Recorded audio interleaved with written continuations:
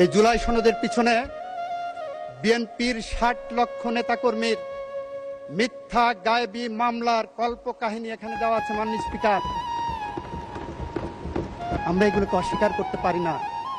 যদি অস্বীকার করি, ভবিষ্যতে আবার যদি কখনো গণ অভ্যুত্থান হয়, তারা এই জুলাই সনদকে অসম্মান করবে।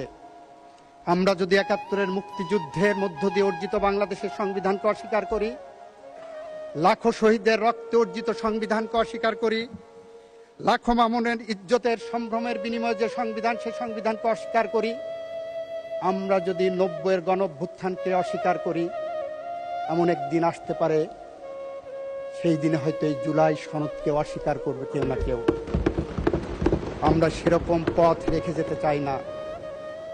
আমরা এমন একটি পথ রেখে যেতে চাই, আগামী দিনে যারা গণতন্ত্রের জন্য কথা বলবেন, আগামী দিনে যারা মানবাধিকারের কথা বলবেন, ন্যায় বিচারের কথা বলবেন, আইনের শাসনের কথা বলবেন, তারা এসে আমাদের পূর্ব প্রজন্মের, আমাদের হিরোদের কথা বলবেন, আমাদের মুক্তিযোদ্ধাদের কথা বলবেন, শহীদদের কথা বলবেন, আমাদের বীরাঙ্গনাদের কাহিনী বলবেন, আমাদের জাফর, জয়নাল, দীপালি সাহা, কাঞ্চন, রাউফুন, বসুনিয়া, ডাক্তার মিলন, নূর হোসেন জিহাদের কথা বলবেন, আমাদের আবু সাইদ, মুগ্ধ, আনাসের কথা বলবেন।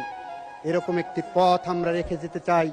মাননীয় স্পিকার, আমরা রেখে যেতে চাই বলেই আমরা বারবার বলছি, জুলাই সনদ নিয়ে রাজনীতি করার দরকার নাই। আমরা বারবার বলছি, আসুন জুলাই সনদের পথ ধরে হাঁটি।